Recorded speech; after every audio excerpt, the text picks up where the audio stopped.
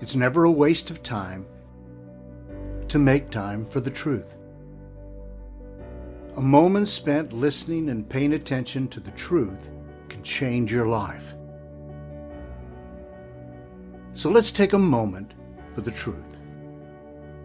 Psalms 119:46 says, "I will also speak your testimonies before kings, and I shall not be ashamed." Intimidation silences the fearful. One of the tools of the people who perceive themselves as powerful is to silence those around them through intimidation. For some people, it's their default method of human interaction. It allows them to get what they want.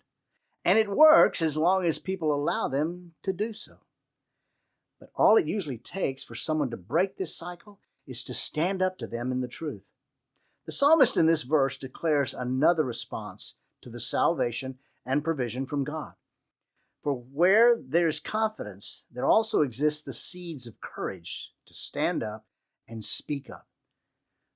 For the God who saves also provides courage and confidence springing from conviction.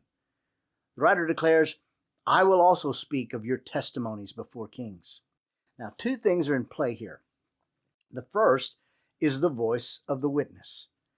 A witness provides verbal confirmation of what they know and what they know to be true.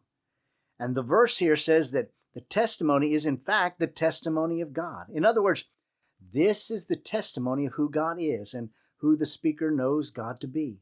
The second aspect of the words in this phrase is where the writer says he will speak before kings. Now, if we assume that the writer is King David, then he is speaking of his peers. This is time for a good question. Are you ready and willing to speak about God for who he is, or to speak of his character before your peers? Now, if this isn't David, then the writer is saying that the powers of kings will not silence him from speaking about the Lord. The writer will not be intimidated into silence even before the powerful when it comes to telling who God is.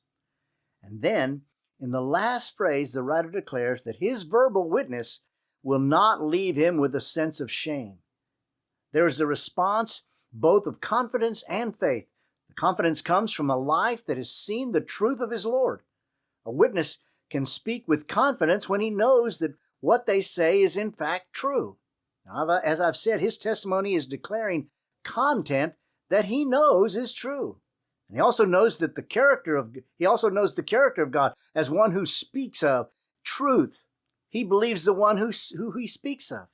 Now, this brings us to a point to ponder. When we say we believe in God, we are saying that we believe what he says, the content of his words. But we also believe in the character of the one speaking. He tells the truth. He will not disappoint. He is true, and what he says is true. And when we declare him, we will not be left shamed. Lies leave people shamed. The truth provides bold confidence. We stand on the rock, who is our God. Grasp that reality, and you can speak unafraid. Ponder that. It only takes a moment, but it will be a moment that matters. Thanks for watching and listening to Truth Matters Moment. Also, don't forget to look for our weekly podcast called Truth Matters. It comes out every Wednesday. Catch you later.